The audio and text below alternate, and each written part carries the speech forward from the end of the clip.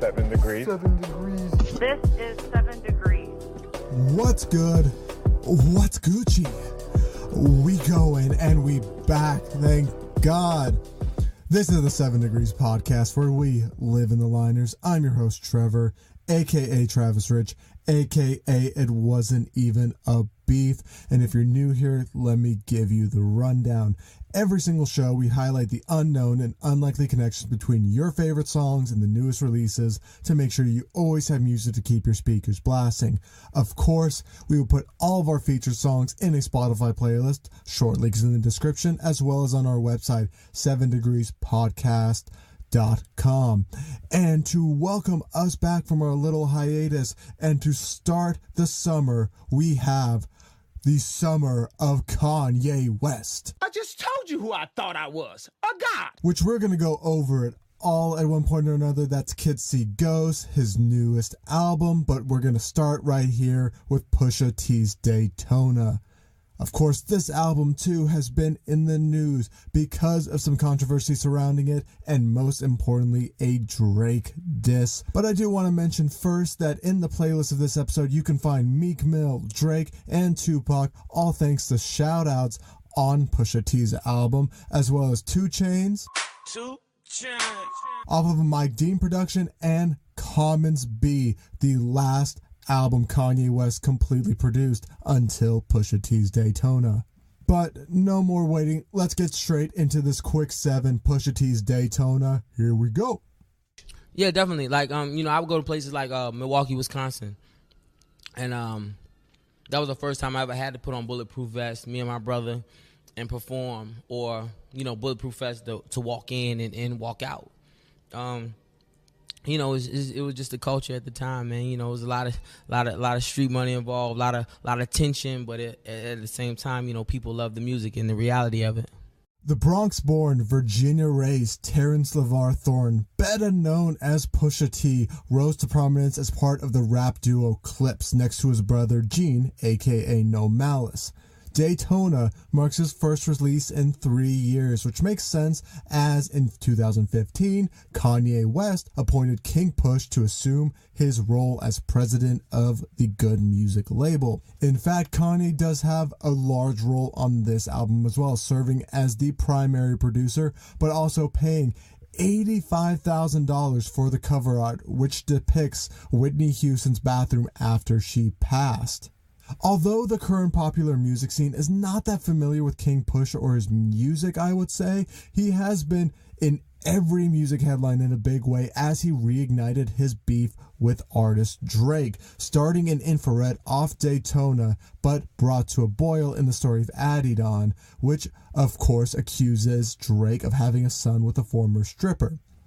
Now, everyone's making a big deal about that, but no one's making a huge deal about the fact that Drake was in blackface on the cover and it wasn't a Photoshop picture. Bruh, look at this dude. That's just my 2 cents. We should be paying a little bit more attention to that. Anyways, despite all of the disses and stories that have arisen surrounding Pusha T and the album itself, Daytona proves to be an absolutely amazingly produced album, constructed from a series of contrasting sounds and themes, all centered around Pusha's voice and some of his most ruthless bars of his entire career. Like I mentioned earlier, this is the beginning of the Kanye summer, where Kanye is involved in 4 straight releases, starting with Daytona, going to his album Ye, then Kid See Ghost, and then the Nas album coming out the day this episode drops, actually. Now, on this album, even though he does appear on one song, his primary role was as a producer, and my God, it is peak Kanye. If you love Kanye sampling, this is an album you need to listen to. It's got all the chopped vocals and sampling mastery that made Kanye a household name to begin with. There's the chopped vocals and hi-hat intro, and if you know, you know. There's the jazzy elements in the games we play with the sporadic sustained bass, horn hits, and an amazing melody throughout. The amazingly dynamic Santeria, which is really how you should capture this Latin fever trend going on. The guitar licks in the background really give it a specific flavor versus the minimalist choruses and then the very bombastic ending to the song.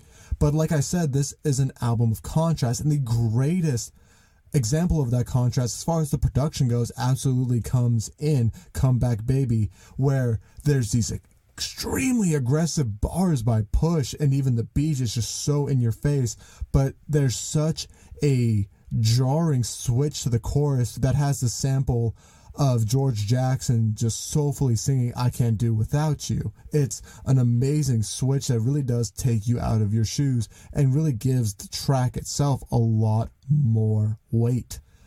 It's just something about having that soulful sung melody versus the hard 808s and the creepy vibe, the creepy beats that really extend throughout this entire album, that really shows Kanye for this album was at his best behind the boards. Now, of course, this is a Pusha T album, so one of the things that I think really works well for him in this album is his vocal quality and the way that he's able to use it. And it's really the nasal quality of his voice. We see it with other rappers like Kendrick Lamar that use this nasal quality to really have a unique rap voice and to really cut through these very unique beats. And here in Daytona, Pusha does exactly that. His voice, the nasal quality and the uniqueness to his voice allows it to sit in the front of every dynamic and attention-grabbing beat Kanye puts forward. And when you really break it down, it's a mix of the past 20 years of hip-hop. It's the storytelling emotion fueled voices of the 90s. It's the, in my opinion, peak Kanye production with the samples of the mid-2000s, but all with a modern crispness that makes it feel like it still belongs in a 2018 musical palette. And even though there's just 7 tracks, which might seem like not a lot, but I think for this album was absolutely perfect. It just made everything so much more important, every single bar, every single beat. But with even just 7 tracks, you have the variety, you have the smoothness of The Games We Play, the aggressiveness of Comeback Baby, the viciousness of Santeria, and the undeniable chemistry of What Would Meek Do with that amazing They Talking Shit, How Do You Respond, with the great Kanye verse and a Dylon reference. Because I spit hot fire. What Would Meek Do is just a great example of 2 people who can hold their lyrical chops. Even though Kanye does get some flack for that recently, it shows that he can still spit a 16 bar pretty damn well.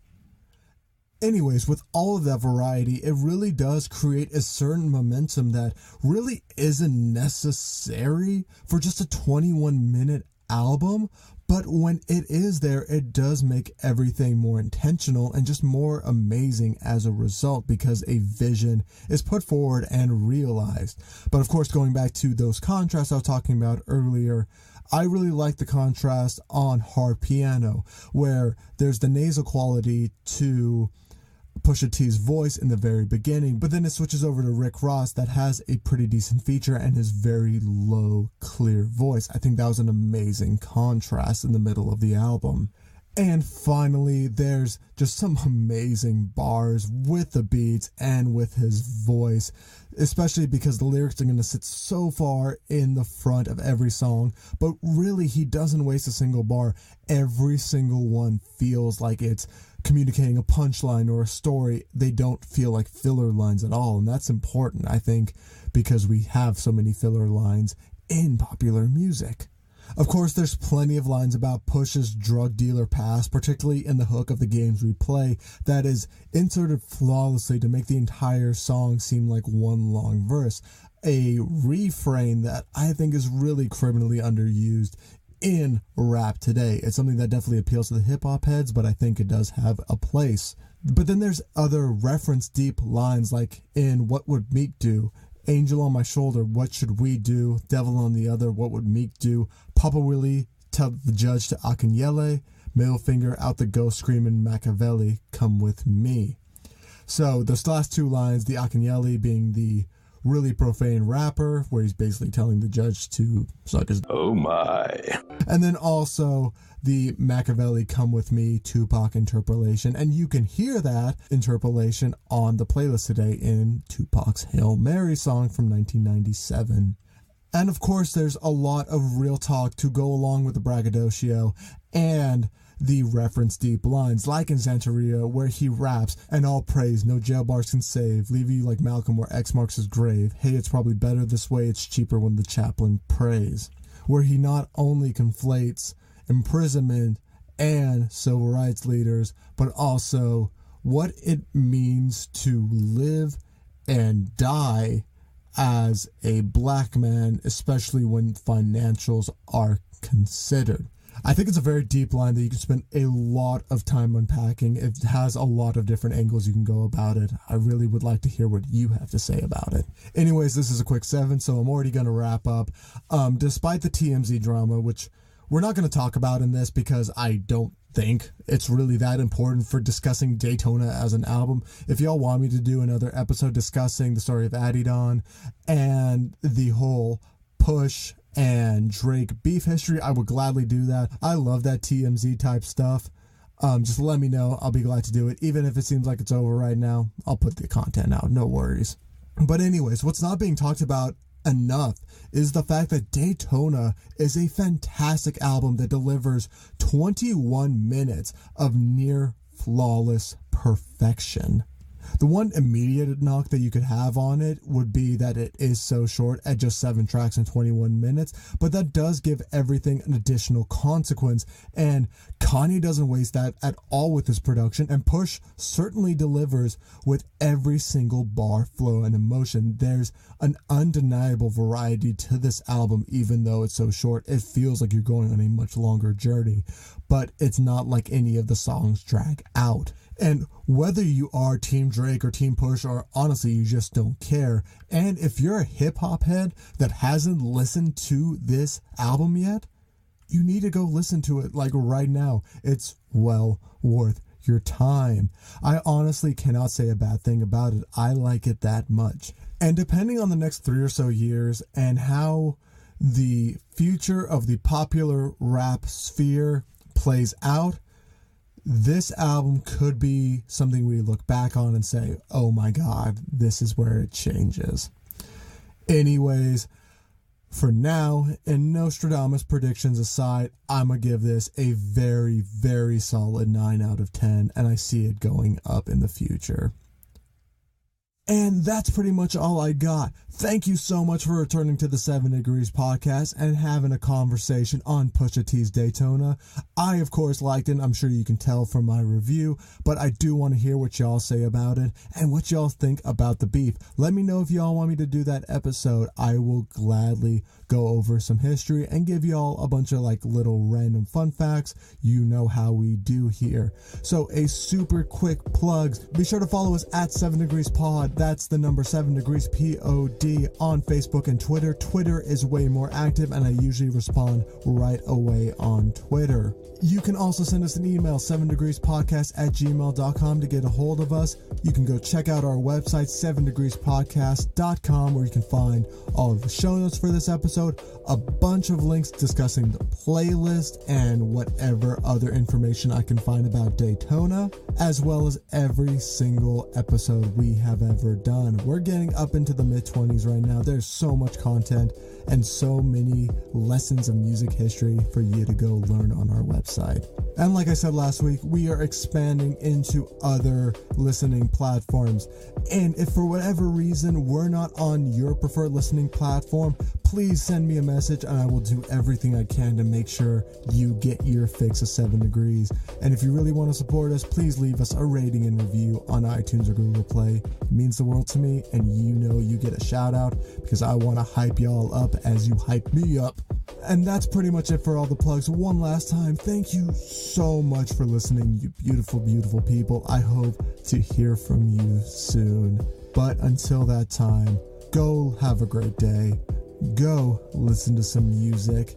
And until the next time on the 7 Degrees podcast, I'm gone.